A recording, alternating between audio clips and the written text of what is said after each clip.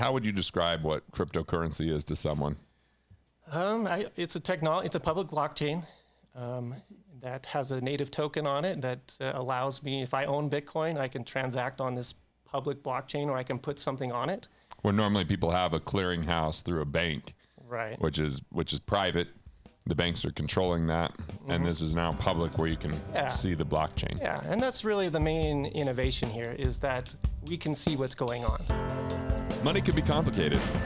Let a nerd help you. We're here to demystify the complex nature of money by getting you answers from financial nerds and whiz kids. Welcome to Ask the Money Nerds, a weekly segment of the Wealth Labs podcast where we answer your most pressing money questions.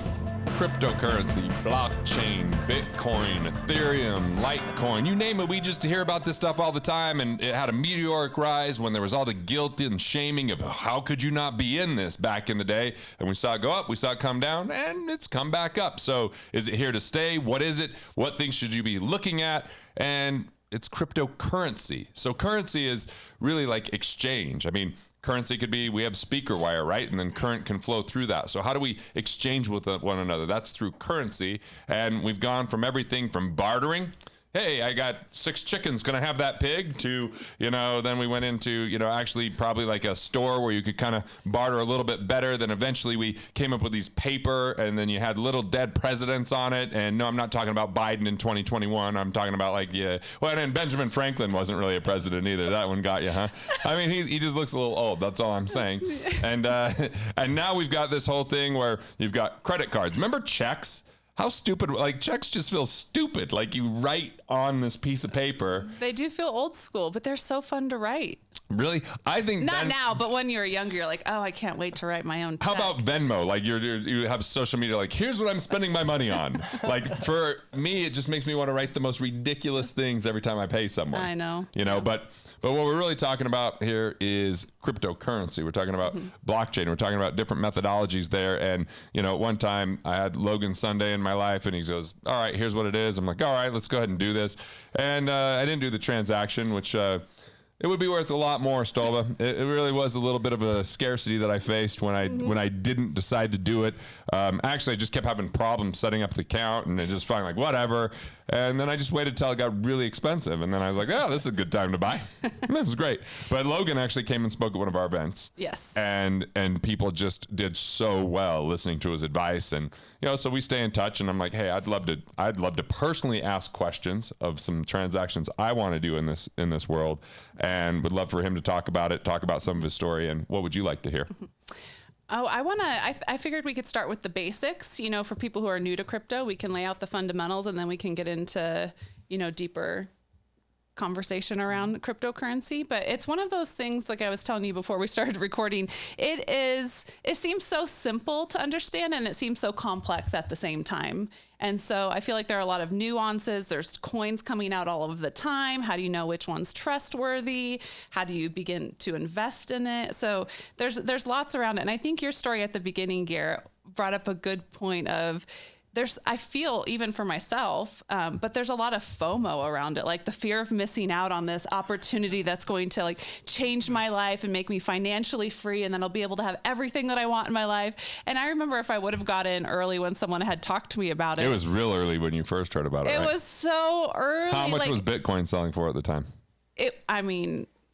Dollars, and you would have you would have had to go buy it in a seedy parking lot somewhere, I think, at that time. I say that because I know Logan's done that. I've done that before, yeah. So it's just I think about if I would have gotten in so much earlier, I could be sitting in so much, not cash, but in currency. I'd be sitting in so much currency right now. It's funny. I actually remember talking with Garrett about it, and I always told myself the day that Garrett buys it is probably the day that I'm going to want to sell it, because the way that he kept putting it off and putting it off, I'm just like, when he finally pulls the trigger, I think it's going to be about the top, and it almost was. So congratulations. No. I'm ahead. You just hold on to it long enough, it'll come one back. day. That's what everyone wants to tell themselves, right? Right. So talk about when you first bought. Was Bitcoin your first purchase? Bitcoin was my first purchase, but it's funny when I first heard about Bitcoin. I don't think it was $1 when I first heard about it, but I remember I was sitting in the back of a truck, and I was listening to something, but then I saw on the news, or I heard on the news, it was during the Cyprus stuff, like when when they just pulled money out of their accounts. Exactly, when they were doing these bail-ins, right? And so all of a sudden on the news, they're talking about this cryptocurrency had shot up in value because of the Cyprus event, supposedly. And I kept thinking to myself, well, I know for sure that these news organizations are owned by private corporations, right? And why in the world would these private corporations be talking about something that's the equivalent of a penny stock, right? You know, penny stocks shoot up in value all the time and nobody cares, right? So I kept telling myself, oh, something's going on here. Somebody's trying to pump their bags, is what I like to say. Someone had a bag of Bitcoins and they wanted let's create this attention and spike this up. Happens a lot with gold and silver. Oh, yeah. A lot with gold and silver, So in order to sell, I got to find some buyers, right? So and that's really kind of what sparked my interest in it. And so I was just like, you know what, I'm going to look into this Bitcoin. And I found the only way I could buy it is I had to wire money to China. No, MoneyGram. MoneyGram. You know, what's that red phone thing? Or I don't know, it was something. I had to go to Walmart and send, it was $36 at the time, and I had to go to Walmart and MoneyGram the money to China. I had no idea. Walmart, love it. Walmart. And, you know, and I didn't do it. And it was $36 at the time, and it was like, nah, that's just weird, you know, and I kind of forgot about it. But eventually Coinbase kind of came around and made it a little bit easier, made you feel a little bit better, and I finally started getting into it at that time. But don't, the fact that, again, I don't think it was accidentally introduced to the world in such a way. Right. I think somebody created the technology and they wanted to introduce it to the world. And since then, there's been hundreds and thousands of different projects and coins. I think somebody wanted this to happen. Whether you believe in conspiracy theories or not, I don't know. But it was, I think somebody wanted it to happen and wanted to unload their bags, and they've done very well, I'm sure. On right. It. So. And so are you in Bitcoin now? I am, I would say I am in cryptocurrency. Right, but that's not the one that you're... But it doesn't matter, honestly, right now, which one you hold. So as far as price goes, I think it's important to understand that, like, I mean, if you own Bitcoin now, you pretty much own everything else. I mean, if I own XRP, if I own Ether, I mean, they all pretty much follow each other. Every once in a while, they'll separate in price, and one will go without the others following, but they all tend to divert right back to kind of what it was. So I don't know that there's any... nothing sticking out as a clear winner. They all just follow each other. And how would you describe what cryptocurrency is to someone? It's a public blockchain that has a native token on it that allows me, if I own Bitcoin, I can transact on this public blockchain, or I can put something on it.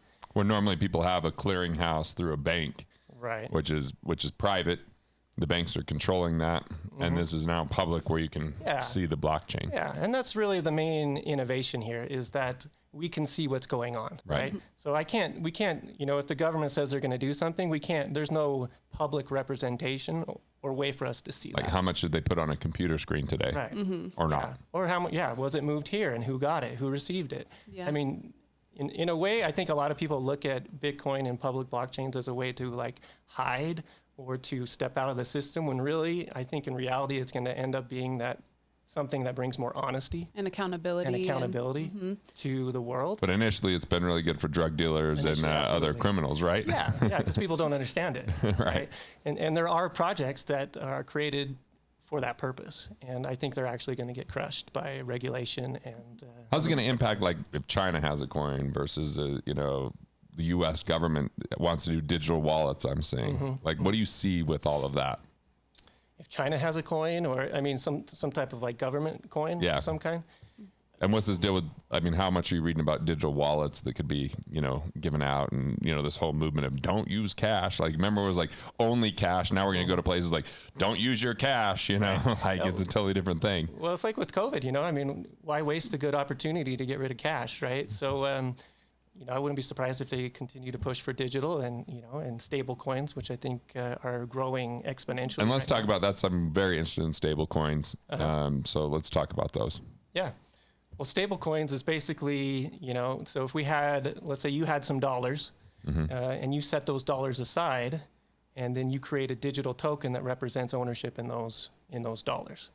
Okay. So if you own this token, you can redeem it at any time for those dollars.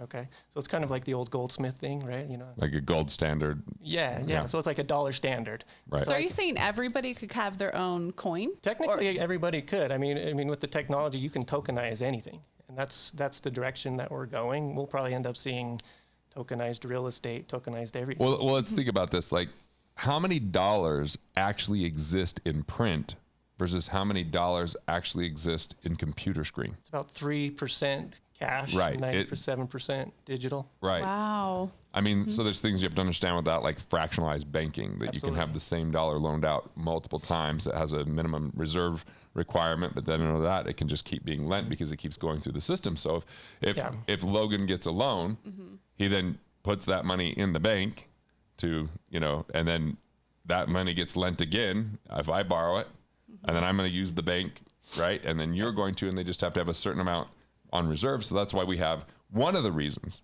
why we have way more money in circulation, Way more and debt. debt than we actually have cash. But the other thing is, how much are they actually printing? Because how do you add 3 trillion to an economy in paper? That's not, you can't print like to count from 1 to a trillion at 1 second per number takes like 500,000 years. So think about that. How are you going to print that amount of money? It's not printed. Right. It's just It can't be. added Yeah. to screens. Right. Right. Well, here's something that's really unique and cool about stablecoins. So I think everyone kind of is focusing on the things that go up in value because really everyone's Which is speculation. I mean, let's Everyone's face a it. gambler. Right? Come on, let's face it, you're it's gambling. it's the 49ers, going out there to get gold, and 1 in 12 people did okay, and 11 out of 12 either died or didn't get anything. And I think that this is the new gold rush, and so people are Absolutely. they got, everybody's going there, they go put their money in it and they get super excited about it, but they don't know enough about it, they can't really explain it, and that's why I didn't do it the first time around. And like, look, I have a business that I make money with and that I enjoy, and so did I have FOMO? You bet. It infiltrated my dreams. It tried to tear my joy away from me. I fought it off, and I found happiness again, You came to the other side. That's good. But stablecoin is something that you and I have been talking about. That's why I wanted you to come on and Yeah. really describe this. Yeah. So I mean, as far as I think what really allows, what really sets a stablecoin apart. I mean, you brought up fractional reserve banking, Right. right? We know that the banks don't have $1 for every dollar that they say they have. I think anyone should Right. just go ask to get all the money they have in the bank out. And if it's over a certain amount, there's no chance you're going to get that. They don't even have that amount at the bank. They even have, like, some banks is like you can take out $3,000 of cash and that's their cap Yeah, they want per to know day. why. What's going on? And if you take more than a certain amount, they actually have you fill out forms. Because I had these clients that they were having an event, and I said, you should consider with your event, because I was going to guest speak at this event, and they teach people how to speak, and they teach people how to understand body language and all this. And I said, just put a case of $100,000 out in the lobby of the event of actual money, and watch people's body language as they walk by it, and as they see what happens. And when they went to get that money out, they had to go multiple times. They had to fill out forms. It was like, hey, you're now on a watch list. Congratulations, because you wanted your own cash. My own money. Thank you. There are multiple different stablecoins. Some are more well regulated than others, and maybe you would trust some more than others. What do you like more? I personally like USD coin. They are audited monthly, and it is you can see that. They put that out. You can see that, and they actually do have a lot of people that are high up that have good connections. I mean, there's some Goldman Sachs connections, so usually they they're not going to let bad things happen unless they make a lot of money on it. So USD Right. coin. Well, you Is know that a good thing? I mean, Goldman Sachs is basically like saying the living devil, but but the thing is, they do own a lot of what's going on in this world. Right. So I They are guess, is highly that a connected. good thing for them to be involved? Because I guess in my mind, when I'm thinking, I don't know much about stablecoin, and the little that I know about cryptocurrency is, like you said earlier, it's like this is supposed to be a way to get out of the traditional system, kind of be not necessarily anti-government, but like let's develop a new system that operates differently than the system that we have that is Well, kind of and let's be failing clear, people. like the Federal Reserve isn't government, Yes. right? Yeah. So it makes us feel like it's government, but it's actually central banking, which is privatized, right. which is insane. Yeah. Right. But yeah, I mean, trusting the government I think doesn't the seem real like innovation is going to come from the public being able to see what's going on. I don't think we're really going to be able to step out and just kind of in the shadows do whatever we want. I think that's just not going to be allowed, and that may not be a world that we want to live in. Right. Absolutely. But to bring more trust and honesty to the system, and more trust in government, if they did things more visibly, and we could see that publicly, and we know that what they're doing with the cash is what they're really doing with the cash, that's going to be the true innovation here. Yeah, because the whole purpose behind transparency is accountability. When there's transparency, you can hold people accountable to living ethically and making, good decisions for other people in the world. You can have consequences, essentially. And consequences, right. Yeah. So I guess for me, one question that I have, and some of our viewers might have, is with all of this innovation, I don't know, first of all, let me go back. Will you do a quick summary between stablecoin and crypto? Just like a quick overview. Okay. So we're going to have, let's use Ethereum, for example. Okay. So it's a public blockchain. Ethereum is the native token that people can move around, and they need it in order to transact on the Ethereum blockchain. Yeah. Okay. But on that same chain, I can create a separate token like USDC, which is actually run on the Ethereum blockchain. Okay. And so I actually need Ether to move my USDC around, but it's just a tiny amount. Okay. So it's kind of like, so I have the internet and I can build on the internet. I have Ethereum and I can build on Ethereum, and then I can have this token. Okay. So I can. It's like a lot of technology companies, even social media, like Twitter or another company might have the same bones that they're working with for that to operate, but it looks like it's Twitter, but they're using like a certain software program that they then customize, but it's the basic bones or rails that something would be created on. Yeah. But maybe that, this is not true, but maybe Instagram's using the same thing, or maybe another company's using the same thing. Just kind of like we have a CRM, right, for customer relations. And so other companies might have that CRM, but you can build different plugins. You could build, like, it's still our company that they're seeing the email from. So it's kind of the underlying technology that supports the utilization. Now, if I'm wrong on any of that, call me out. No, that's right. Yeah. So I think that's why eventually we're going to see all kinds of things built on top of blockchains. So Allcoin is basically blockchain, right? Is using blockchain or one type of version of it for it to use, for it to transact, or for it to be held. Yeah. So we're gonna have a blockchain, and then we're gonna have what we need in order to transact on that blockchain. Ethereum. And then we can create whatever we can build all kinds of stuff on top of it. So it's like a DBA. Have you ever heard of a DBA? So you have like a company. You could have like Wealth Labs as a company. We could have a DBA called Chief of Staff Stolba Inc. Right? And it's like under the name says Chief of Staff Stolba, but it's actually the underlying company's Wealth Labs. Yeah. So if you watch any movie, you'll see at the very beginning, it'll say like, Century 21 Fox, and it might say a News Corp company or something like that. And so it's, it's all working together. It's almost like the example that comes to mind as you're sharing that is when sometimes you buy a ticket and you think you're flying Delta, but it's through like another airline that's providing the service.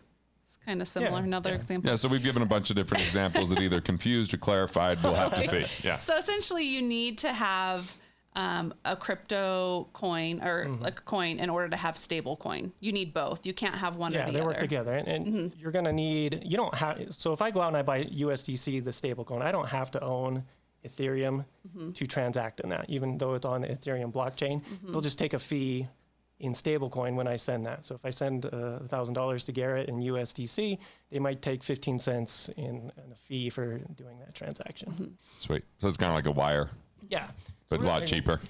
I think these stable coins are really going to end up being the way that you want money to be now, right? And I think eventually that everyone's just going to hold a stable coin of some kind and probably not even realize that they have one. I saw this talk long ago, and if I would have acted again there, it was under $10 at the time for Bitcoin. Okay.